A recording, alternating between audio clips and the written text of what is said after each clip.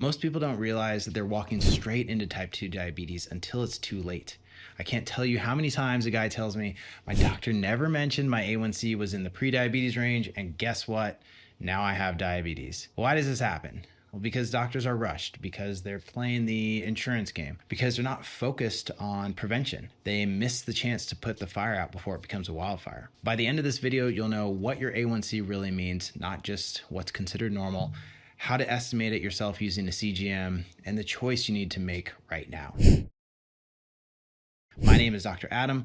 I'm a naturopathic doctor and a men's diabetes coach, and I focus on uncovering the root causes of insulin resistance and low testosterone and belly fat in men. And the goal is to help you fix all these things without a cocktail of meds. And most guys think of diabetes as a switch. You have it or you don't. But in reality, it's a slow burn, a smoldering fire that, if ignored, turns into a full-blown wildfire. Using hemoglobin A1C as a guide, prediabetes is diagnosed when A1C is between 5.7 to 6.4%. This is already a red flag. This is a sign that your body is struggling to manage blood sugar. If nothing changes, you don't stay the same. You progress to type 2 diabetes, which means an A1C of 6.5% or higher. And at this point, the fire is out of control, and your doctor is going to prescribe metformin. And if you're paying attention, you might be thinking, so a 0.1% change in A1C means I just went from not having a disease to having a disease? Exactly. This is why the approach is flawed. If you hit 5.7%, you need to be just as aggressive in fixing this as you would if you were technically in the diabetes range. If you're tracking at home with a CGM, here's what these numbers mean in real time. So an A1C of 5.7%, so the beginning stages of pre-diabetes, means an average glucose of 117 milligrams per deciliter. An A1C of 6.4%, so the upper range of pre-diabetes, means an average glucose of 135 milligrams per deciliter. Now, an A1C of 7% means an average glucose of 154 milligrams per deciliter.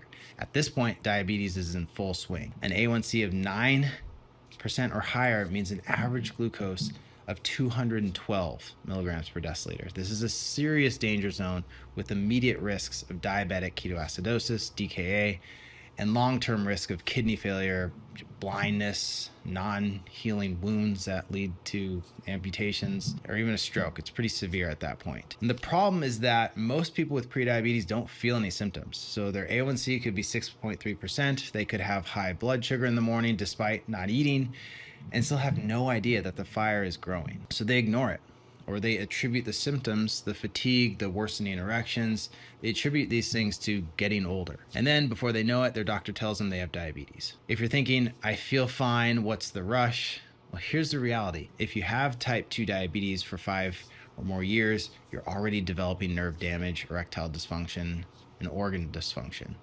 If you've had it for 10 or more years or have an A1C over 9%, you're on track for an insulin prescription or kidney failure or even a stroke. The worst part is that you might not feel a single symptom until you're hooked up to a dialysis machine or recovering from a heart attack. The reality is a heart attack, stroke, or dialysis could just be a few years away and you won't see it coming.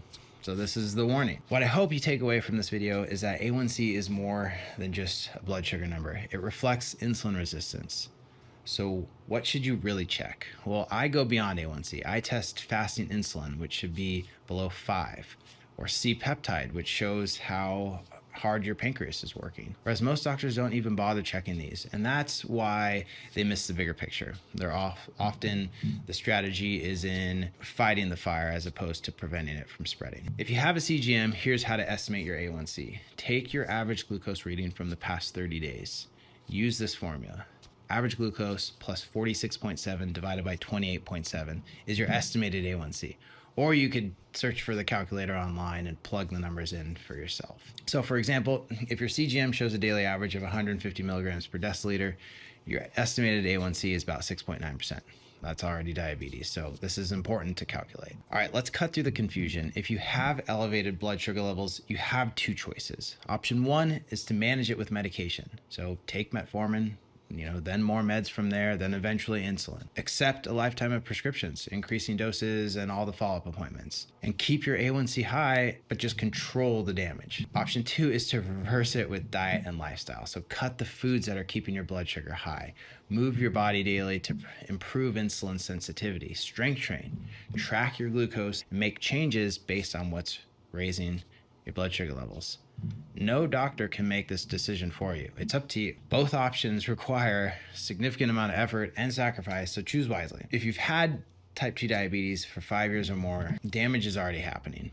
If you're at 10 or more years or have an A1C over 9%, you're at severe risk of insulin dependence, kidney failure, and stroke. If your blood sugar is averaging 180 milligrams per deciliter or higher, you're in danger whether you feel it or not. So here's what you need to do right now. Step 1, get a CGM.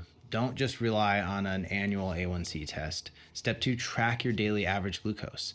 And then step 3, decide, do you want to reverse this or just manage it with medications? If your blood sugar is elevated, the fire is burning, what are you going to do about it?